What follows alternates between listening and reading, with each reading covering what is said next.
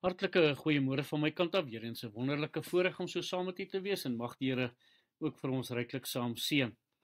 Nou na 'n hoëspoed jag moet jagluiperd baie keer 30 minute tot 'n uur lank wat hulle moet rus, wat vir hulle dan ook help in die herstel van hulle liggame en dan ook om af te koel. Nou dit is 'n kritieke tyd om dan weer hulle kragte te herwin. En hulle moet dan ook so gou as moontlik hulle prooi eet voordat ander predatore kan kom en daardie prooi van hulle wegsteel. Anders te verloor hulle daardie vangs van hulle en moet hulle weer dan met so 'n jagtog begin. Hulle sal al om die pens eet om dan ook daardie reuk van die pens te vermy dat ander predatore nie so gou dan ook die reuk kry van die vangs van hulle nie. En dan help dit ook dat ander diere nie daardeur gelok word nie.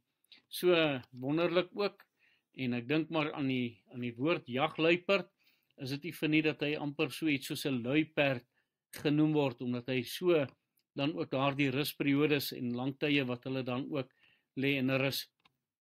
Maar as kind van die Here kan ek nie lui wees nie, ek kan nie stil sit nie, ek kan nie myself blootstel aan die dinge van die duiwel nie. En daarom moet ons so versigtig wees. Ek dink maar aan Moses wat vir ons nog 'n diep les wil kom leer in Hebreërs 11 vers 24 en 25. Deur die geloof het Moses toe hy groot geword het geweier om die seun van Farao se dogter genoem te word, omdat, en hier kom die rede, hy verkies het om liewer sleg behandel te word saam met die volk van God as om 'n tyd lank die genot van die sonde te hê. So baie duidelik dat daar in die huis van Farao daar heelwat sonde is waarmee hy homself kon besoedel het, en die sonde wat tot oorlopends toe dan ook daar was, wat seker 'n lus was vir baie mense se oë. Maar hierdie man Moses, glo ek, as gevolg van sy opvoeding, daar wat hy aan sy moeder toe vertrou is, het sy moeder vir hom hierdie Christelike beginsels geleer en kon dit dan ook vasgemaak word, sodat hy dit in sy geestelike lewe ook kon toepas. Daarom het hy sê, dat hy die genot van die sonde nie wou gehad het nie. Job 20 vers 5 sê vir ons, dat die gejubel van die goddelose kort van duur is, en die vreugde van die roekelose net vir 'n oomblik. Hierdie genot van hierdie ou wêreld, dink maar net daaraan. Kom ons sê, 'n persoon leef tot 60, 70, 80 jaar, en hoeveel van hulle sê, dit is in 'n oogwink wat dit verby is. So, hierdie genot is slegs vir 'n kort tydjie, en die woord van die Here is baie duidelik, as hy dan ook vir ons sê, ons is bestem om eenmaal te sterwe, en daarna die oordeel, in Hebreërs hoofstuk 9 vers 27. Jakobus 5 vers 5 sluit ook baie goed daarby aan. Julle het op die aarde 'n weelderige en losbandige lewe gelei. Julle het julle harte vet gevoer, soos op 'n slagdag.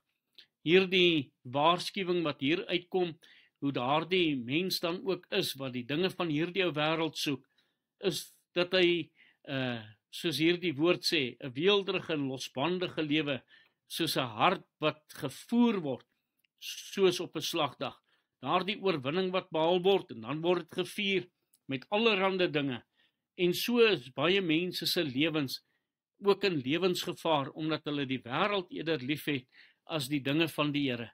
Moses het nie die wêreld lief gehad nie, maar hy het die dinge van die Here het hy lief gekry. Romeine 8 vers 18. Want ek reken dat die lyding van die teenswoordige tyd nie opweeg teen die heerlikheid wat aan ons geopenbaar sal word nie. Hier kom 'n waarskuwing en sê ook, hierdie lewe is maar kortstondig. Dit wat hierna sal kom, kan nie opweeg teen die dinge van hier op die aarde nie.